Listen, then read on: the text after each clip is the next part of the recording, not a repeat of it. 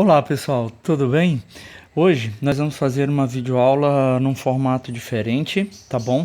Vocês estão vendo aí que tem uma espécie de um caminho que vocês têm que percorrer até chegar no final dessa videoaula. Nosso tema principal hoje será a articulação do cotovelo. Então vamos falar um pouquinho sobre a anatomia biomecânica dessa importante articulação do membro superior. Tá bom? Então, meu nome é Eduardo Andrade e vamos para mais essa videoaula sobre a articulação do cotovelo. Tchau, tchau!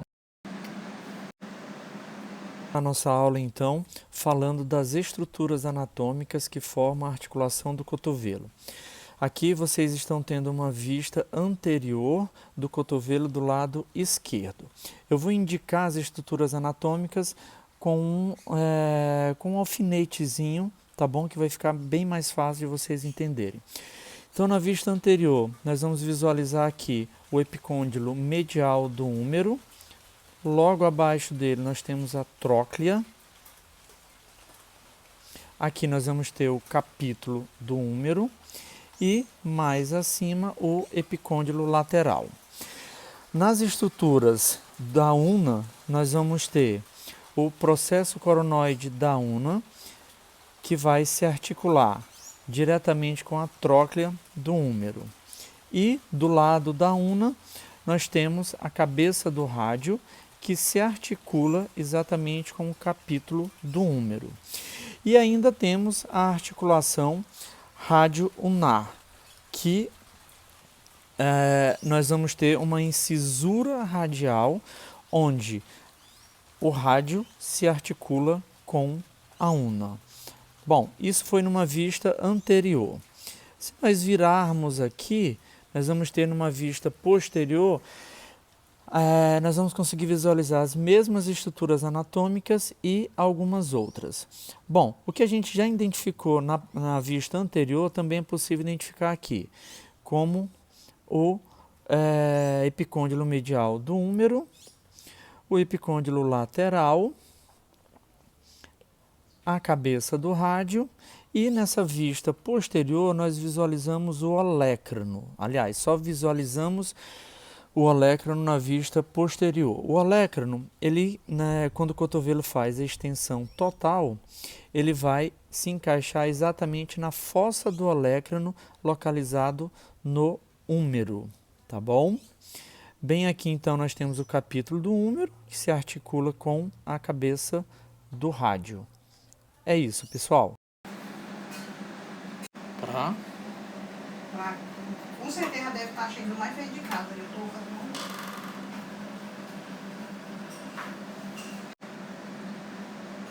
da gente visualizar um desses ligamentos.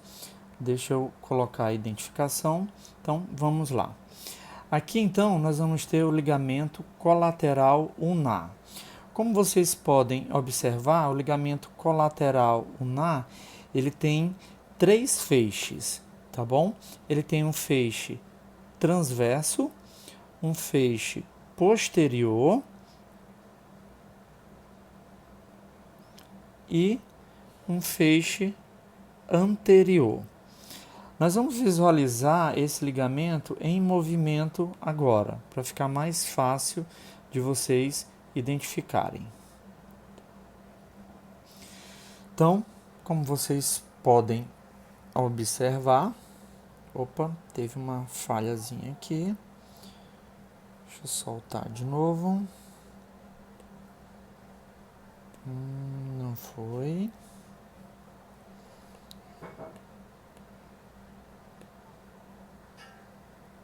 Aí, agora sim. Então, uma vista em 360 graus, os 3 feixes, 145 graus de flexão e somente 10 graus de extensão. É bem reduzido. Beleza? Bom, do lado do rádio, nós temos um outro ligamento, também bem importante, que é o ligamento colateral radial. Ele também tem vários feixes Inclusive, ele tem um feixe mais anterior, que vai abraçar a cabeça do rádio e que vai receber o nome de ligamento anular ou ligamento da cabeça do rádio. Nós temos um vídeo também que demonstra a ação dele. Então, uma visão em 360 graus. Ele tem uma parte, um feixe de fibras mais anterior e um outro mais posterior. As mesmas angulações e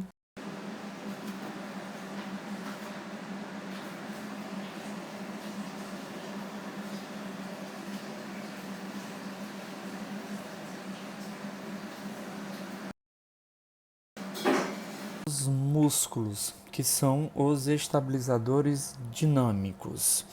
Agora eu vou acrescentando camadas para vocês poderem visualizar esses músculos, ok? Então vamos acrescentando camadas de músculos aqui.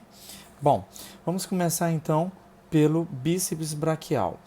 O bíceps braquial, nós vamos ter uma cabeça curta, que vai ter origem lá no processo coracoide da escápula, e uma cabeça longa, que vai ter origem no processo supraglenoidal, né? A principal ação dele vai ser flexão do cotovelo. Mais um pouquinho aqui abaixo dele, nós vamos visualizar bem aqui o músculo braquial, que também vai ter uma ação de flexão do cotovelo. Aqui vocês podem visualizar o músculo braquial. Ele faz parte de uma camada mais profunda de músculos e ele se localiza, ó, bem aqui abaixo do bíceps braquial, ok? Agora, cruzando a articulação do cotovelo, nós vamos ter o músculo braquiorradial, né, que cruza a articulação do cotovelo. Também vai ter uma importante função na flexão do cotovelo quando o antebraço está em posição neutra. Então ele é um músculo bem longo, como vocês podem observar aqui nesta imagem. Nós vamos ter também o músculo, só um pouquinho, o músculo supinador, tá? Que, como o próprio nome dele está dizendo, ele vai realizar a supinação. Movimento de supinação, assim como de pronação também, ele é realizado com o cotovelo flexionado. O de supinação, nós vamos levar o polegar, a palma da mão para cima. Esse é o movimento de supinação, ok? E aí, se a gente for retirando as camadas agora, nós vamos poder visualizar o músculo, só mais um pouquinho, o músculo pronador quadrado, que, como o próprio nome dele diz, ele vai realizar o movimento de pronação, ou seja, com o cotovelo flexionado e você levar a palma da mão para baixo, você está realizando o movimento de pronação, ok?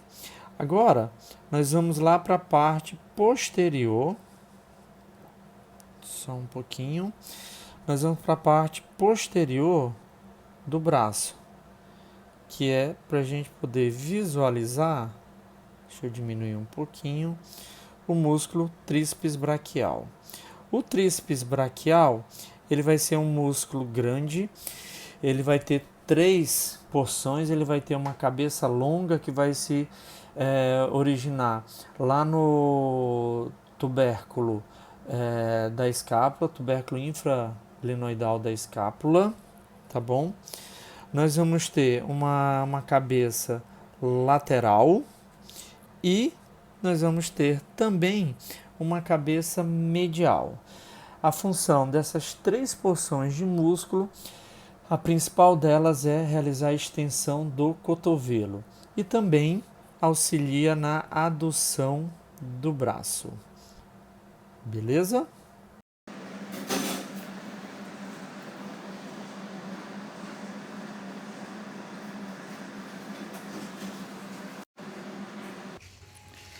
Agora, pessoal, nós vamos direto para um artigo sobre anatomia e biomecânica do cotovelo.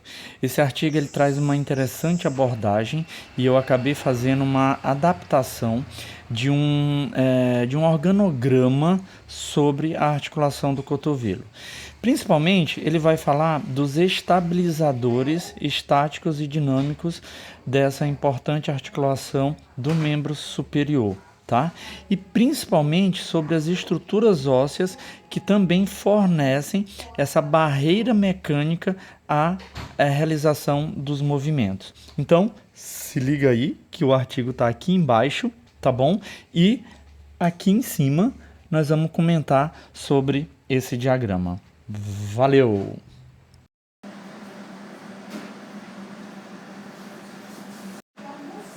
Esse diagrama, tá bom? Que foi fantástico a colocação dele nesse artigo. Eu acabei fazendo uma adaptação, na verdade, uma tradução dele para poder discutir com vocês. Então, vamos lá. Esse diagrama, ele na verdade, ele representa a estabilização cápsulo-ligamentar, tá bom? Que ocorre na articulação do cotovelo. E também fornece para a gente os principais restritores estáticos do cotovelo, né? Então, vocês vão ver que a seguir nós vamos falar bastante dos ligamentos, né, que são os principais estabilizadores, juntamente com a cápsula articular. Bom, como vocês podem ver aqui, a cápsula articular ela é uma estrutura maior, né? Ela está identificada nesse diagrama por esses pontinhos, é toda essa área branca cheia de pontinhos e, como tal, ela envolve toda a articulação do cotovelo, né? Então, ela envolve a articulação húmero-ulnar, todos os ligamentos e músculos que cruzam a articulação do cotovelo.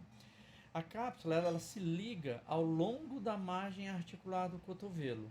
Então, nós vamos ter uma margem anterior que se estende proximalmente acima das fossas coronoides e radiais e distalmente a borda do processo coronoide e lateralmente ao ligamento anular, ao ligamento da cabeça do rádio. Posteriormente, essa cápsula ela vai se estender proximalmente acima da fossa do olecrano e distalmente ela também vai envolver tanto medial quanto lateralmente abaixo dos epicôndilos e vai envolver toda a articulação do cotovelo. A cápsula ela fica mais, vamos dizer assim, entre aspas, né? Ela fica mais estendida anteriormente quando o cotovelo está na posição de extensão e posteriormente quando o cotovelo é flexionado. Então essa é uma característica dessa cápsula articular. Essa cápsula articular ela sofre uma pressão, né? Uma pressão intraarticular. Essa pressão ela é mais baixa quando o cotovelo ele atinge ali em torno de 70 a 80 graus de flexão, tá bom? A cápsula ela fornece a maioria de seus efeitos estabilizadores quando o cotovelo está estendido, né? Então, durante a extensão do cotovelo, quem garante essa estabilização toda é, na verdade, essa cápsula articular. Beleza? Bom, agora nós vamos falar do ligamento colateral medial, né? Ou seja, o ligamento colateral ulnar, na verdade, tá bom? Esse ligamento ele vai possuir 3 feixes, tá? Que eu vou já denominar eles a seguir. Esses 3 feixes, nós vamos ter um feixe anterior, um feixe mais posterior e um feixe transverso. Nos vídeos anteriores eu explico isso direitinho, tá bom? Nas imagens. Bom, o que acontece? Esse ligamento colateral medial anterior, ou seja, o feixe anterior, ele é capaz de fornecer estabilidade significativa contra a força de valgo do cotovelo, tá bom? É só lembrar o conceito de valgo, né? Tem uma historinha que é bem fácil para a gente poder gravar essa história de valgo. Quem é valgo não cavalga, né? Ou seja, o valgo é quando o cotovelo, tá bom? Ele está encostado, né? Quando ele está encostado no tronco, né? Então, nessa posição, quando o cotovelo está encostado no tronco, né, nós temos uma tendência, que isso é o normal, né, devido ao formato da própria estrutura anatômica, nós temos uma tendência a ter um cotovelo em valgo, o que é normal. Esse ligamento colateral medial, fibras anteriores, ele fornece estabilidade significativa contra uma força de valgo, tornando-a uma das principais restrições estáticas do cotovelo, esse ligamento colateral medial anterior. Por isso, até que ele também está identificado como uma bolinha maior, tá? Então, acredita-se que esse ligamento transverso ele não contribua significativamente, agora nós estamos falando do ligamento transverso, para a estabilidade do cotovelo, para a estabilidade articular. Bom, agora vamos falar do ligamento colateral lateral, que é o ligamento colateral ulnar, né? Ele consiste de 4 componentes, então isso vai incluir o ligamento colateral radial, o ligamento colateral ulnar lateral e o próprio ligamento anular.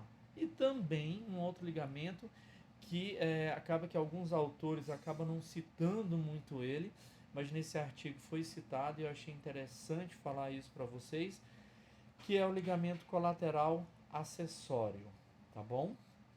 Bom, o ligamento colateral lateral, ele se origina ao longo da superfície inferior do epicôndilo lateral. Portanto, ele é uma das restrições primárias do cotovelo, pois ele vai conseguir fornecer estabilidade em varo. O que é essa estabilidade em varo? Quando o cotovelo está para fora. Então imagina que você agora está carregando uma sacola, tá bom? E você mantém um certo grau de flexão, uns 20 graus, 30 graus de flexão. Nessa posição, que a gente considera aí um cotovelo em varo, tá bom? É esse ligamento, o colateral lateral ulnar, que vai fornecer estabilidade. Então lembra, ele é um dos principais restritores primários do cotovelo. Então, uma lesão nesse ligamento, um rompimento de fibras desse ligamento vai provocar o quê? Instabilidade na articulação do cotovelo. Beleza? Bom, de uma forma geral, gente, essa estrutura articular, né, demonstrada aqui por esse diagrama, ela funciona como uma verdadeira fortaleza, tá bom? Para todas as restrições estáticas, que são as cápsulas ligamentares, e dinâmicas, que é feita pelos músculos. As 3 principais restrições são a articulação húmero-ulnar, que é o que está identificado ali em cima com uma bolinha maior, o feixe anterior do ligamento colateral medial, que nós já falamos, e o ligamento colateral lateral, que é o ligamento ulnar, né? Colateral ulnar, né? Especialmente esse ligamento colateral ulnar é um dos principais restritores estáticos dessa articulação. Então, as restrições secundárias são, agora falando das outras articulações, são a articulação rádio-humeral ou húmero-radial, como queiram, o tendão comum do flexor e do pronador, o tendão extensor comum dos dedos e, claro, né, já falei bastante, a própria cápsula articular. Os músculos que cruzam o cotovelo são as restrições dinâmicas, que eu também já comentei com vocês no vídeo anterior. Beleza? Bom, pessoal, é isso. Espero que vocês tenham entendido, tá bom? Valeu!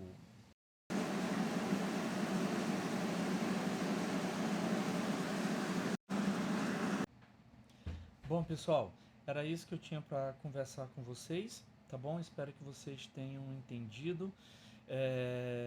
Vejam os vídeos quantas vezes vocês quiserem.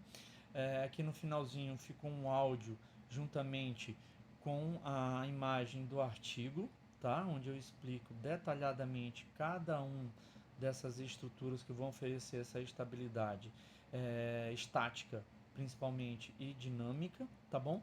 E também vocês têm acesso ao artigo na íntegra também para ler e reler, tá bom? Valeu, era isso, obrigado pela atenção, espero que vocês tenham gostado e estamos juntos. Tchau, tchau!